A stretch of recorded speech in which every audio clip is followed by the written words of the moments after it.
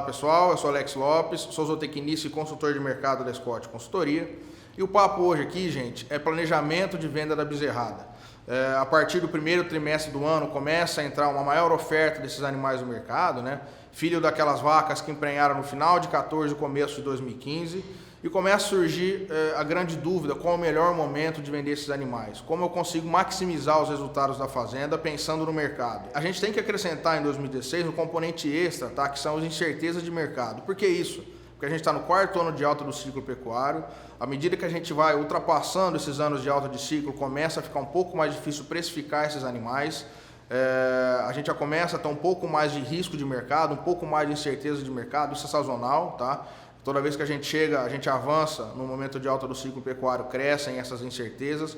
Para o lado do recriador, a verdade é a mesma também, né? Ele começa a refazer um pouco as contas, começa a pensar ou ficar um pouco mais cauteloso na hora de repor. Então a demanda, principalmente quando a gente compara com 14 e 15, começa a ficar um pouco menos acelerada. Então a partir daí fica cada vez mais claro para a gente que é extremamente importante entender qual é o melhor momento para vender esses animais. Bom, e para a gente conseguir chegar numa conclusão é preciso olhar dados históricos, tá? E para isso a gente montou um gráfico, tá? De preços, de variação de preços do bezerro de desmama em São Paulo. Esse gráfico a gente pode extrapolar ele para todos os estados, o comportamento é praticamente o mesmo, mas usando São Paulo como referência, a gente fez as médias das variações desses mercados, tá? De 2010 até 2015. Notem no gráfico, gente, que de janeiro até maio a gente quase sempre tem um comportamento de alta de preço desses animais, com exceção de 2012, tá? Em todos os outros anos a gente tem mercado subindo de janeiro até maio, a partir daí ele perde a força de alta, ele começa a entrar no cenário de estabilidade até queda em alguns anos. Vamos trazer um outro gráfico, pegar todas essas linhas separadas e colocar num gráfico só, fazer uma média. Fica ainda mais claro esse comportamento de preços, né, de janeiro a maio de alta, e isso começa a nos dar os primeiros indícios que é interessante eu vender esses animais nesse período, tá? É o momento em que eu tenho mais oferta de pasto, o pecuarista consegue manter esse bezerro na fazenda com custos menores, tá? A partir de maio já começa a secar, eu vou ter que entrar com uma suplementação proteica, por exemplo.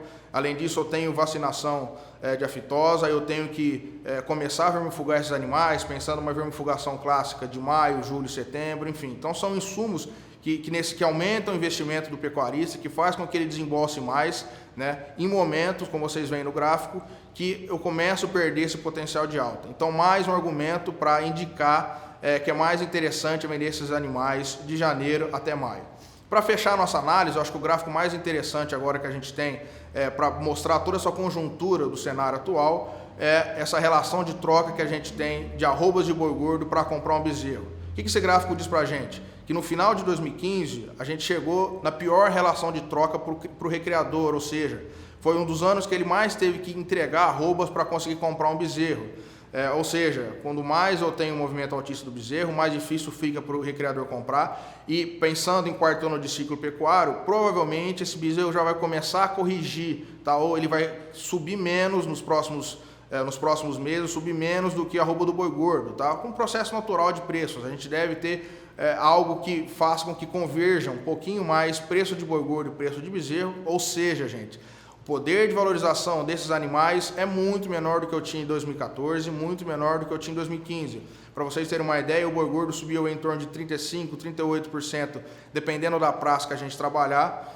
Isso de 2014 até o começo de 2016, enquanto o bezerro subiu 80%, algumas regiões subiu 100%, né? Então, assim, essa alta não é infinita, uma hora ela tem que convergir mais próximo da arroba do boi gordo, e a gente acredita que 2016 vai ser o ano que isso vai acontecer. Então, em linhas gerais, esse é o recado.